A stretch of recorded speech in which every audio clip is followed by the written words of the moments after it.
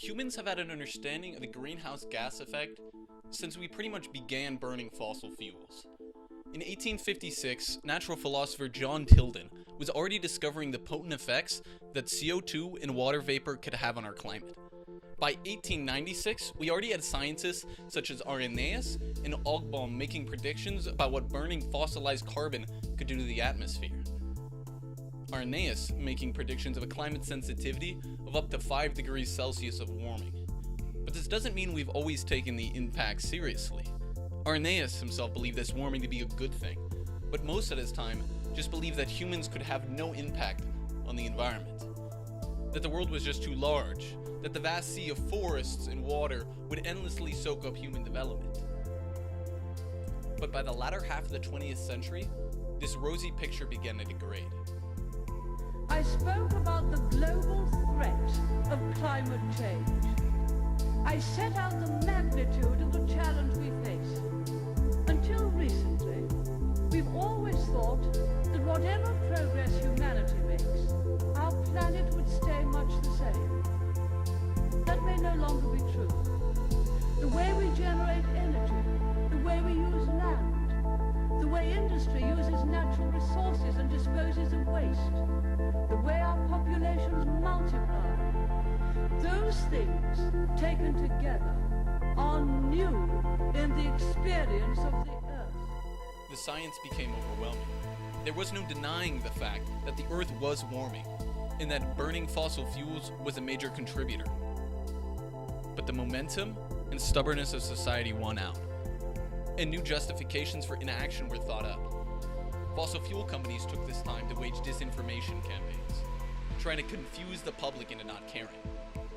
But what about our elected representatives, or our experts, the ones who are supposed to understand the severity of the science? What justifications did they give for accelerating fossil fuel consumption?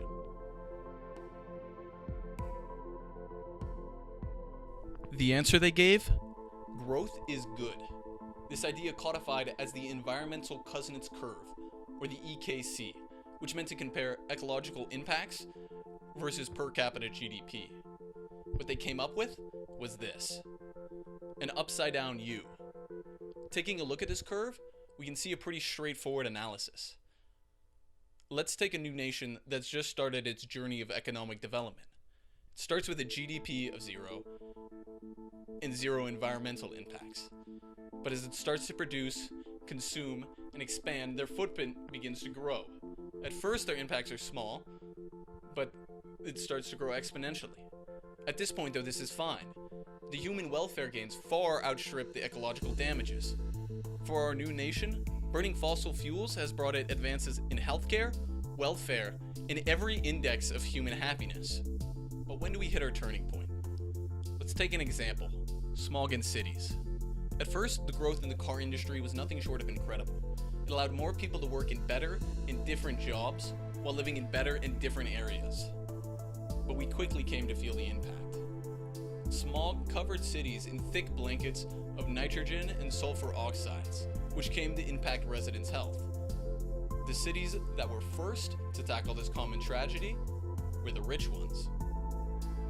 The environmental Kuznets curve then presents the theory that our peak environmental degradation is only going to occur when society is rich enough to care about the common health. From the 1992 World Development Report, which popularized sustainable growth.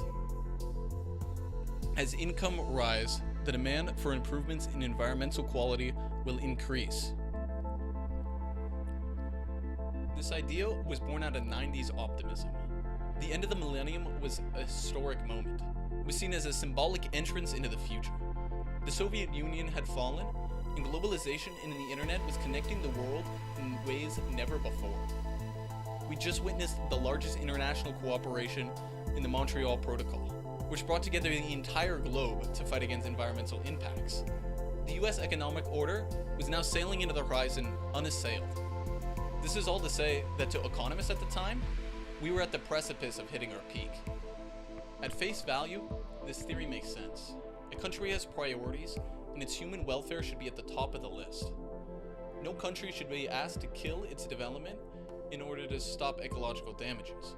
But what we need to do is find the point where the cost of production is outweighing the utility of consumption.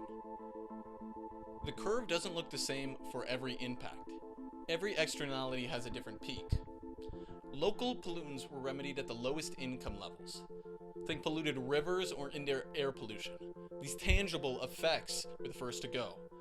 Going up the income ladder, we saw more being reversed, like deforestation and industrial waste.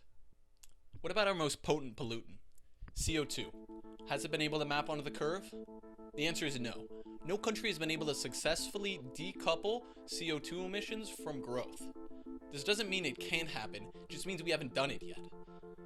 That means our peak is somewhere in the future as we continue to make advances in clean energy.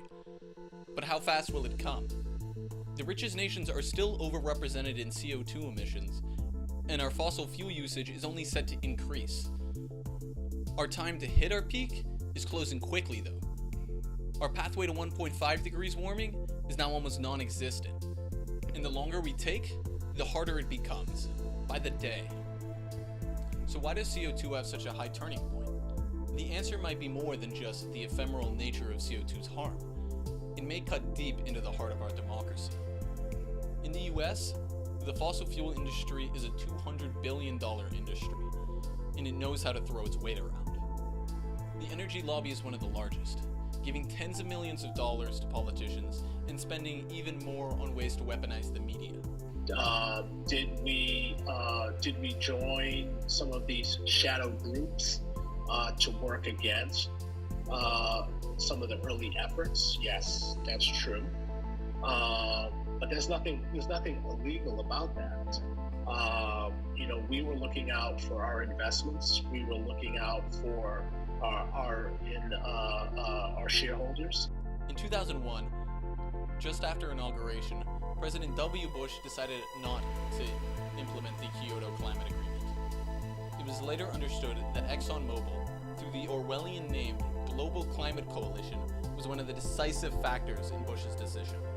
They continue now to undermine our goals, as companies such as BP and Shell plan for up to 5 degrees of warming, all while espousing support for Paris's 2-degree goal. But while big oil doesn't want us to make our transition to clean energy, it doesn't mean our people don't. There is massive support for green projects like the Green New Deal and other climate policies. In further studies of the EKC, researchers began comparing environmental impacts with more than just GDP. One of the most interesting being how democratic a society was. Finding that the less democratic a society was, the slower they were at hitting almost every environmental turning point. This may be an explanation of why the more representative democracies of Europe are leading the charge in CO2 abatement and sustainable practices. Ranked choice voting, proportional representation, and stricter lobbying laws all mean that the politicians listen closer to the people and less to the lobby. An important note is found when studying the EKC. None of this was an automatic process. It wasn't the mere fact that we were richer that made us change. No, it was the fact that the people stood up and called for action. Maybe here in the US, we've already hit our turning point. We just need to be able to tell our politicians that we're ready for a change.